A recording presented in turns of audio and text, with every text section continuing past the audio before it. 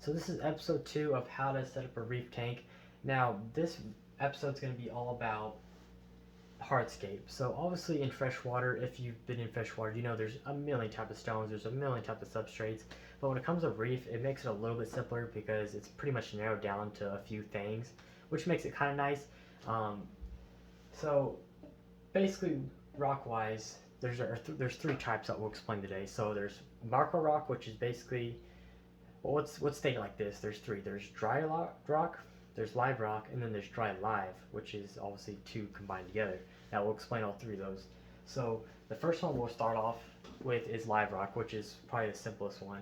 So live rock is basically rock that's already been cured in an aquarium or that's been in water before and is already established and has bacteria growing on it. And that basically, what's nice about reef tanks is it's a lot easier to cycle that way. And there's a lot of things that help cycle a reef way faster than a freshwater ever could. And so with reef tanks, you can cycle a reef tank within a week or two, unlike freshwater where you could still probably potentially cycle it in a couple weeks, but more than likely it's going to take up to a month for that ammonia to totally be zero. So with reef tanks, it makes it nicer because there's so much more stuff that can help cycle the tank and fasten the process, which makes it nice. So with hardscape, what makes live rock nice is it already has that nitrifying bacteria on it, which helps cycle the tank. But the only downfall is it could potentially, especially if you get at your local fish store, it could potentially have pest on it. It could have aptasia. It could have bristle worms. I mean, a million different things. I mean, most of it's all from the ocean or some in tanks that are already established from fish stores, and you're just potentially could have pests that could come with those, which is the only problem with live rock. Now the second one is dry rock. Now basically it's the same rock as live, just not established. So it's basically totally dry. It's never touched water before. Most of the time it's white, which is marco rock. That's usually what dry rock is. It is marco rock, which is just a white rock you see. They make a million different shapes. They make regular shapes. They make shelves out of them. I mean, there's a million different shapes you can buy in marco rock, and it's easy breakable. You can break it real easy too. Um, and and so if you don't want pests in your tank, dry rock is definitely one you want to get. The only problem is it's white. So in established reef, all rock will eventually turn purple. And so with dry rock, obviously you're going to get that white. And some people are fine with that, and they're fine and patient, and they'll wait for it to turn purple over months of time. But some people like me, I like the look of it already purple, which you already see here. And so what this is dry live. Now what dry live is, it's the most expensive out of all the rocks, but basically it's dry rock, but it's injected with a bacteria, which I don't know, I couldn't explain it myself. It's something you'd have to actually research on how they actually do that. But basically once it hits water, that rock will activate and actually release the beneficial bacteria, which is really nice. And they also already color it to where it's already makes it look like it's established, which I really like.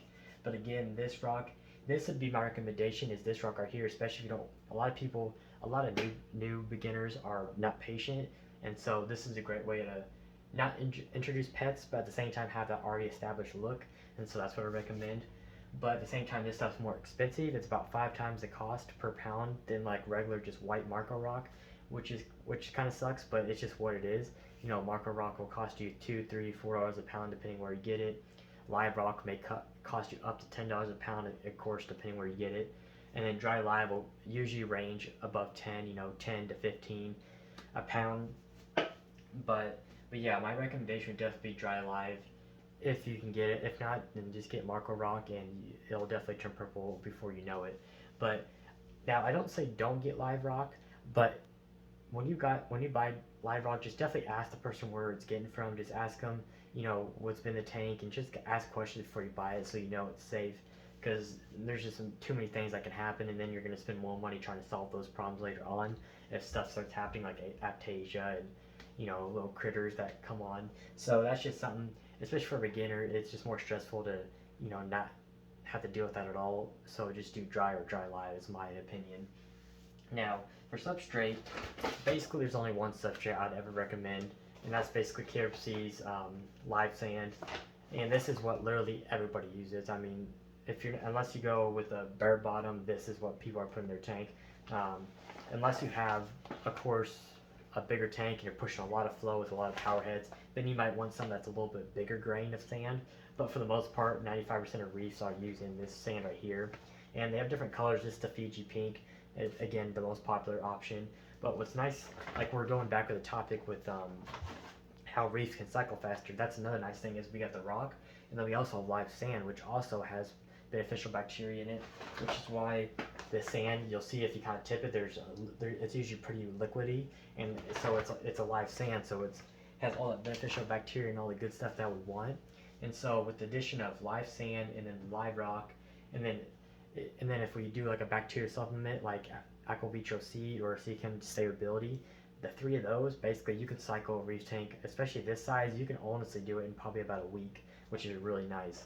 So, and sand, now the big question is I see a lot of people do a lot of deep sand beds sometimes, and you can do that. It's just the only problem is sand compacts, and eventually you'll get toxic bubbles that build up, especially if you don't stir it up enough, that it'll get toxic bubble pockets in there, and if those release, it's pretty toxic because it has all that buildup, usually ammonia and stuff in it, and so that's definitely something you don't want unless you're cleaning, stirring around your sand pretty often. Then go ahead, but for my recommendation, definitely go as thin as possible. Just do a nice thin layer, and at the end of the day, it looks nicer anyways because it's not distracting the view of anything else. If you have a deep sand bed, it usually doesn't look good unless you have gobies and all that. Then that's fine, but for the most part, I would just say stick to just a thin layer of sand, and I'll show that in this video as well. So yeah, so I'll get the sand poured in and I'll come back to you guys and kind of do my final thoughts.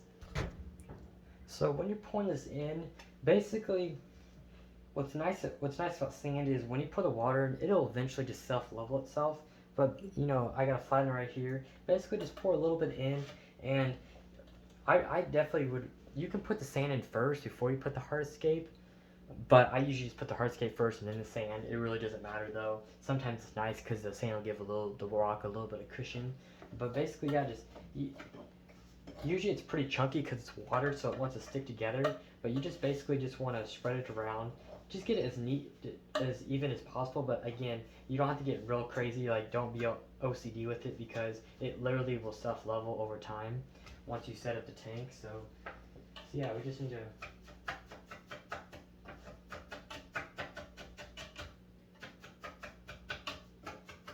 You can kind of chop it off like that, like I'm doing. But yeah, it's really wet, so it's going to be really sticky, so if you just chop it up, just kind of move it around, and yeah, do something like that. And so I won't show you the whole tank, obviously, because I think you guys get the point. But yeah, I'll finish going all the way around. So I got all the sand in now. You can see, obviously, there's some in the glass. They got a little everywhere, but once we fill the tank, it'll all be cleared up, and that sand will self-level itself, so it won't be all chunky. But yeah, the next episode will be filling this tank and actually getting all the equipment up and running. And yeah, I'll see you guys in the next episode.